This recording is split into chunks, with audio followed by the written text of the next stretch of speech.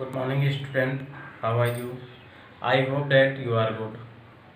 Today I start 7.8 NCERT integration. In this lecture, we study how to use limit of sum or definite integral. Okay, student. Now we will start. First of all, we should know that how we can approach. In this lecture, we should know very well how to approach for this type of question.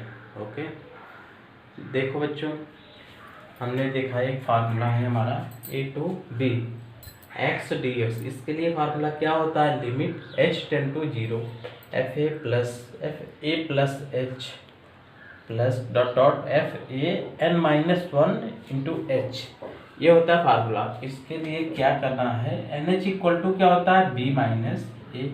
ये formula आपको mind में रखना होगा, otherwise you can't solve question. ठीक है, okay. तो इसके लिए आपको फार्मूले को याद रखना होगा। H ten to zero N equal to क्या हो जाएगा बताओ आप लोग? 1/इनफाइनाइट, या ऐसे बोल दो, इनफाइनाइट बोल दो।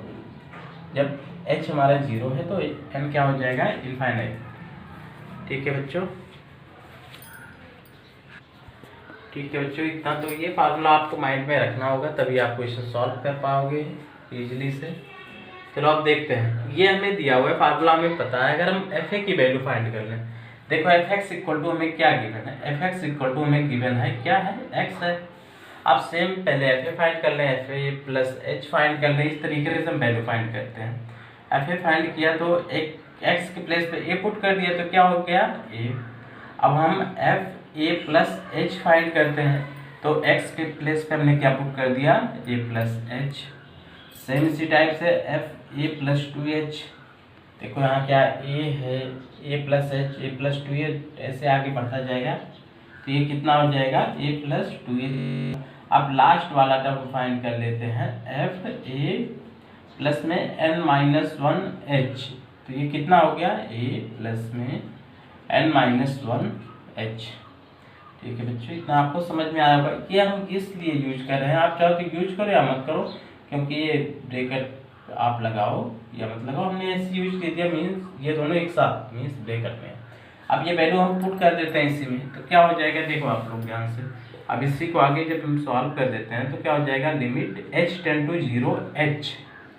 ये देखो एफ ए की वैल्यू, एफ ए की वैल्यू हमने फाइंड कर दिया ए, एफ ए प्लस एच की वैल्यू भी हमने फाइंड कर दिया ए प्लस एच। ये कितना होगा? ए प्लस टू एच प्लस में क्या हो गया? ए प्लस में एन माइनस वन एच। देखो इसलिए हमने एक बार लगाया हुआ है कि अब यहाँ दो इस बार ब्रैकेट हो जाते, तो इसलिए हमने बार लगा दिया। आप चाहो कैसे भी कर सकते हो।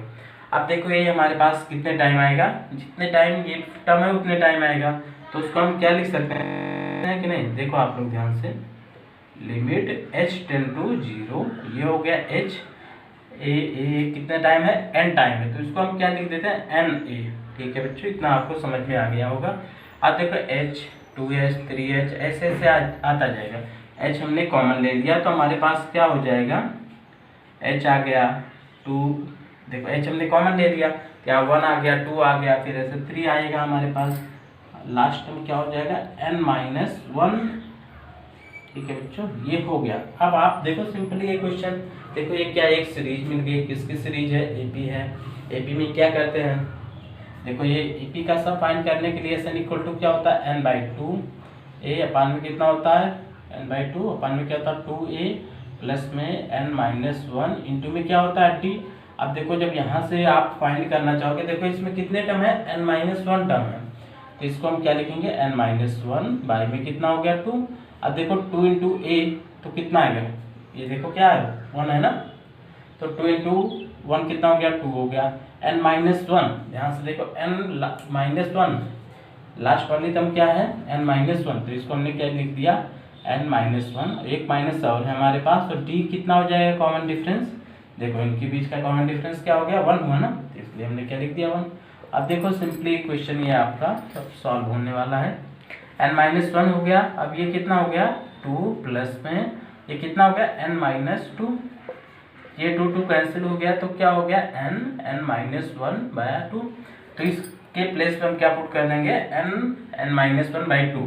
देखो बच्चों ये कितना हो गया limit h tends to 0 h हो गया, ये इसको हमने लिख दिया ऐसे na, और ये कितना हो गया h तो हमने ऐसे लिख दिया, इसके टर्म पे हमने क्या लिख दिया, पूरे के प्लेस हमने पुट कर दिया n-1/2।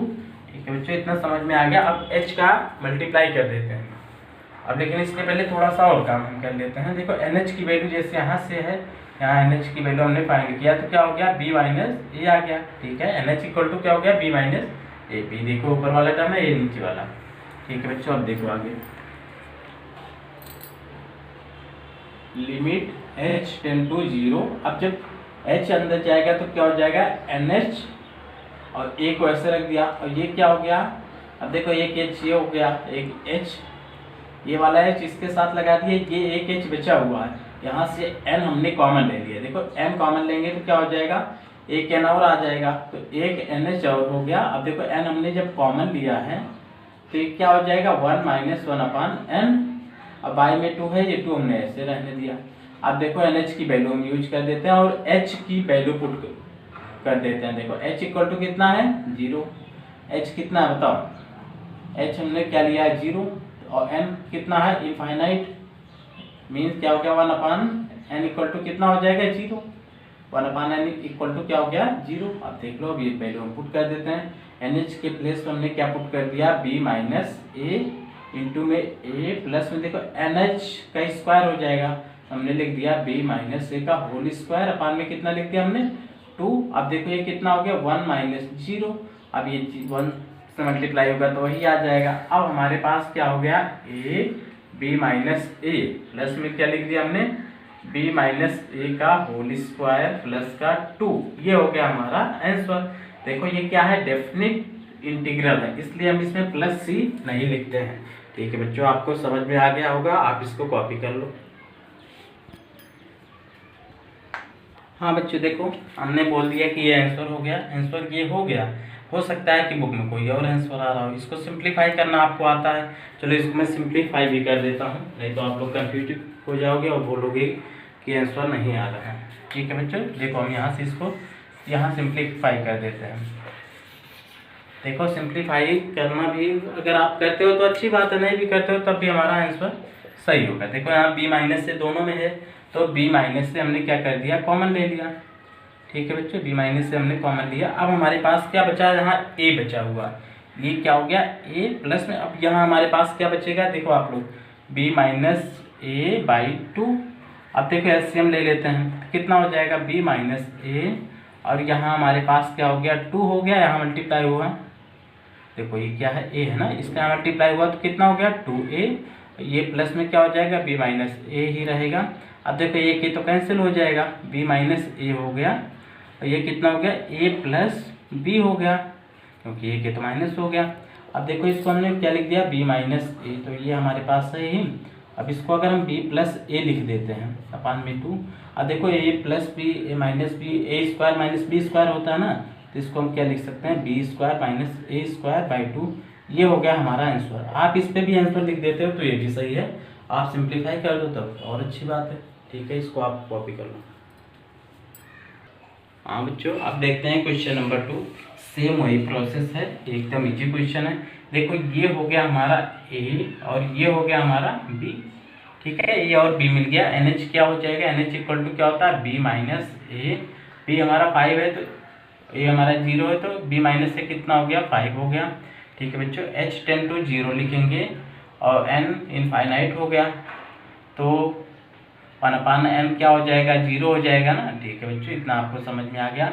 अब सिंपली fx इक्वल टू क्या गिवन है हमें x प्लस 1। ठीक है बच्चों अब हमें क्या फाइंड करना है a का मीन्स क्या हो गया 0। अब आप चाहो तो fa लिख दो, उसके प्लेस पे हमने क्या लिख दिया a के प्लेस पे 0। जब इसमें आप 0 पुट करोगे तो क्या आएगा, x तो 0 हो गया तो क्या आ गया 1। अब इसके बाद fa प्लस h जब आप फाइंड करते हो तो क्या लिखोगे यहाँ f0 प्लस h। जब आप x के प्लेस पे 0 प्लस h रखोगे तो क्या आएगा h प्लस 1 आएगा। तो सेम इसी टाइप से जब आप ए प्लस 2h पुट करते हो तो क्या आएगा, इसको आप ऐसे लिख सकते हो f0 प्लस में कितना 2h, तो ये क्या हो जाएगा 2h प्लस में 1। सेम इसी टाइप से अगर लास्ट टर्म आप फाइंड करना चाहो तो क्या हो जाएगा FAN-1h, तो इसको आप लिखना चाहो तो ऐसे लिख दो f0 प्लस में कितना हो जाएगा n-1h। ठीक है बच्चों, ध्यान से देखो, ए के प्लेस पे 0 पुट किया क्योंकि ए की वैल्यू क्या है 0, तो ये कितना हो जाएगा n-1। आप इसको चाहो ब्रैकेट में रखो या आप चाहो तो वैसे भी रख लो, ठीक है, जैसे पाई लगा के हमने बार लगा के किया। अब ये वैल्यू हमने फाइंड कर दी, आप इक्वेशन पे पुट कर देते हैं फार्मूले में, क्या हो जाएगा limit h tends to 0h, उसके बाद क्या होगा fa देखो कितना है 1, उसके बाद कितना हो गया h, इसको चाहो तो 1 प्लस h लिख दो, फिर उसके बाद कितना लिख देंगे 1 प्लस 2h। ठीक है बच्चों, आपको समझ में आ रहा होगा। अब इसके बाद देखो हमने क्या लिख दिया 1 प्लस n-1h। ठीक है, इतना आपको समझ में आ गया होगा। देखो आप अगर हम देखते हैं तो 1 कितने टाइम आ रहा है 1 2 3, जितने टाइम टर्म कितने टाइम है n टाइम, तो इसको हम क्या लिख देते हैं लिमिट h टेंड टू 0, और ये h ऐसे रहने दिया तो ये कितने टाइम आएगा n टाइम। अब तो इसको हमने जैसे आपको 1 प्लस 1 प्लस 1 मान लो 3 टाइम आता, मान लो ये कितना आता है 3 टाइम, तो आप क्या लिख देते हैं 3 इंटू 1 लिख सकते हैं। जब ये n टाइम आएगा 1 प्लस 1 प्लस, तो आप क्या लिखोगे, मान लो n टाइम आता है तो क्या लिख देंगे 3n। ठीक है बच्चों, आया समझ में, तो इसके प्लेस पर हमने क्या पुट कर दिया, देखो कितने टाइम आएगा n, ये कितने टाइम आया 1, तो ये कितना हो जाएगा n। तो इस टाइप से आपको लिखना है, देखो 1 1 1 कितने टाइम आएगा n टाइम, तो इसको आप क्या लिख सकते हो n। ठीक है बच्चों, अब इसके बाद देखो h 2h 3h, ये क्या हो गया h आ गया प्लस में 2h आ गया प्लस में 3h डॉट डॉट प्लस में कितना आ गया n-1h। ठीक है बच्चों, इतना आ गया। आप इसको चाहो तो ब्रैकेट में यूज कर दो, चलो हम इसको वैसे ब्रैकेट में लिख देते हैं जिससे आप कंफ्यूज ना हो। चलो देखो, इसको हमने क्या लिख दिया n-1h। ठीक है, इतना आपको समझ में आ गया होगा, लेकिन देखो एक ब्रैकेट हमने ये यूज कर दिया। ठीक है, अब देखो ये कितना हो गया लिमिट h टेंड टू 0, एक h हमारे पास ऐसे ही रहने दो, ये कितना हो गया हमारा क्या है, ये वैल्यू n है, कंफ्यूज मत होना आप लोग। देखो अब यहाँ अगर h हम कॉमन ले लें, हमने क्या कर दिया h कॉमन ले लिया। अभी इसके पहले वाले क्वेश्चन में सेम यही टर्म आया था, तो हमने क्या लिखा था वहाँ, बताओ आप लोग याद करो, एक n लिखा था n-1/2, यही तो लिखा था। अब इसको हम सॉल्व कर देते हैं। देखो आप लोग लिमिट h टेंड टू 0 कर दिया, अब ये कितना हो गया nh। अब देखो एक h यहाँ आएगा 2h हो गया, तो एक तो हमने क्या लिख दिया nh के साथ h लिख दिया, एक n यहाँ से कॉमन ले लिया और उसके साथ h लगा दिया, तो यहाँ क्या बचा 1 माइनस में 1/n, और ये अपान का 2 ऐसे पुट कर दिया हमने। अब देखो आप लोग ये कितना हो गया, आप वैल्यू पुट कर देते हैं nh इक्वल टू देखो कितना आया है हमारा 5, तो यहाँ हमने क्या लिख दिया 5, और ये देखो nh का स्क्वायर हो जाएगा, तो 5 का स्क्वायर 25, और ये तो 0 हो जाएगा, 1/n क्या हो जाएगा 0, 1 से मल्टीप्लाई होगा तो ये आ जाएगा, ये कितना हो गया 2। अब इसको सॉल्व किए एलसीएम लिए तो कितना हो गया ये 10 प्लस में 25, तो आंसर हमारा क्या हो गया 35/2। ठीक है बच्चों, इतना आपको समझ में आ गया होगा ना। अभी मान लो सिंपल वे में इसका हमें इंटीग्रेशन करना होता तो हम क्या करते हैं, सिंपल आ जाओ आप यहाँ पे, इंटीग्रेशन आपको आता है। देखो हम क्या करते हैं, x का इंटीग्रेशन क्या हो जाता है x²/2, 1 का क्या हो जाता x, और वैल्यू क्या है हमारे पास देखो 0 to 5। ठीक है बच्चों, तो क्या करते हैं अभी लिमिट यूज कर देते हैं। पहले क्या करते हैं upper limit minus lower limit, और जब ये वैल्यू पुट करते हैं आप पहले इसमें पुट करते हैं, कितना हो गया 25/2 प्लस का कितना हो गया 5, माइनस में जब 0 पुट करते हैं पूरा 0 हो जाता, तो ये कितना हो जाता 25/2 प्लस का 5, एलसीएम ले से कितना आता है 2, ये कितना हो गया 25 प्लस का 10, हमारे पास क्या मिल गया 35/2। देखो ये वैल्यू हमें मिल गई, लेकिन हमें क्या यूज करना है लिमिट ऑफ सम। ऐसे आप करते हैं सिंपल वे में तो इजी है, अगर एग्जाम में आपके आता है सिंपल वे में तो आप ऐसे करो, अगर आता है with the help of limit of sum then we should use this approach. Okay बच्चों, मिलते हैं नेक्स्ट लेक्चर में। Okay bye.